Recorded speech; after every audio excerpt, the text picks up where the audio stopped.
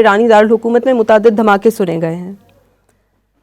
جی میرا خیال ہے کہ یہ ان سم ویز ان ایکسپیکٹڈ ہے، لیکن ریپیٹیشن ہے اس بات کی کہ اسرائیل نے ایک دفعہ پھر جو نیگوسیشن ہو رہی تھی جنیوا میں ان کو سبوٹاج کیا ہے، اور اگر ان کو ایسا لگ رہا تھا کہ امریکہ اور ایران کسی معاملہ طے ہو جائے گا یا کسی ڈیل کی طرف انچنگ کر رہے ہیں، تو انہوں نے یہ شروعات کر سمجھیے اس کو ٹوٹلی سبوٹاج کیا ہے آن گوئنگ نیگوسیشنز کو، اور اسرائیلی اپنے لوگوں سے بھی کہہ رہے ہیں کہ وہ محفوظ پناہ گاہوں میں چلے جائیں، کیونکہ وہ ایکسپیکٹ کر رہے ہیں کہ ظاہر ہے کہ ایران ابھی نہیں تو ان سم ٹائم ریٹیلیٹ کرے گا اور ہٹ بیک کرے گا۔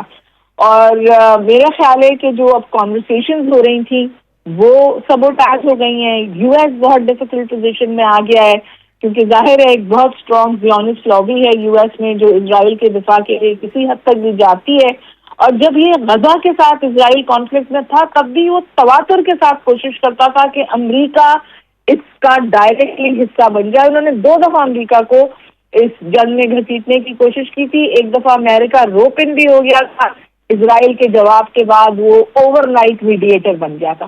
میں سمجھتی ہوں اتنی ہی کرٹیکل ٹرائی اینگولر سچویشن ہے، اور ابھی تک تو اسرائیل امریکہ کو ایگ آن کر رہا تھا، اس کو سمجھے بار بار پش کر رہا تھا کہ وہ ایران پر اٹیک کر دے۔ جب امریکہ کی طرف سے یہ اٹیک نہیں ہوا، کانورسیشن شروع ہو گئی، امریکہ کے اندر یہ بحث شروع ہو گئی، وہاں کے ٹاپ جنرل یہ کہنے لگے کہ شاید امریکہ کے لیے یہ صحیح نہیں ہوگا، اور جو ڈیموکریٹس تھے وہ یہ کہنے لگے کہ امریکہ اپنے ہی لوگوں کو ہارمز وے میں لا رہا ہے۔ حالانکہ اسرائیل کو پلیز کرنے کے لیے امریکہ نے ملٹری بلڈ اپ کیا تھا ایران کے ارد گرد، جو 2003 کے بعد سب سے بڑا ملٹری بلڈ اپ ہے، یعنی جب انہوں نے عراق سے حملہ کیا تھا اس کے بعد۔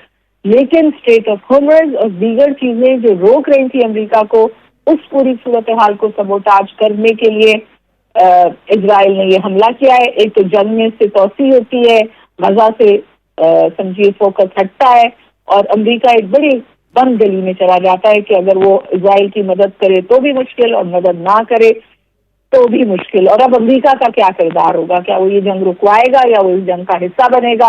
ڈٹرمن کرے گا کہ یہ آگے کیسے چلتی ہے۔ ایران سے تو بھی یہ نہیں کہا گیا ہم پہ حملہ ہوا ہے، لیکن جو ڈیفینس منسٹر ہیں اسرائیل کے انہوں نے واضح طور پہ کہا ہے کہ ہم لمیٹڈ اسٹرائکس کریں۔ میرا خیال ہے بہت پریکیریس، بہت ڈینجرس سچویشن ہے، اور ایٹ اے ٹائم جب دیکھیے بھی پاکستان اور افغانستان بھی اس وقت حالت جنگ میں ہے، تو یہ خطہ تو اٹس لائک اپ ان فلیمز ان سم ویز۔ آپ یہ دیکھیں نا کہ ایران کے ایک طرف پاکستان اور افغانستان جو ہے ان کے بیچ میں ایکسچینج آف فائر ہے، اور اب ایران پہ ڈائریکٹ حملے ہو رہے ہیں۔ اگر اسرائیل اس حملے کا بھی حصہ تھا جو پاکستان اور افغانستان کے بیچ میں ہو رہا ہے کسی طور انڈیا کی کنورجنس کی وجہ سے، تو یہ تو بائی ڈیزائن مجھے لگ رہا ہے کہ خطے کو مزید انسٹیبل کرنے کا یا اپنے اہداف حاصل کرنے کا بڑا ہی سخت اور مشکل رویہ اپنایا گیا ہے۔ ٹھیک ہے ہما صاحبہ، آپ کیا سمجھتی ہیں اگر امریکہ اسرائیل کی حمایت کرتا ہے تو خطے میں جنگ بڑھ جائے گی؟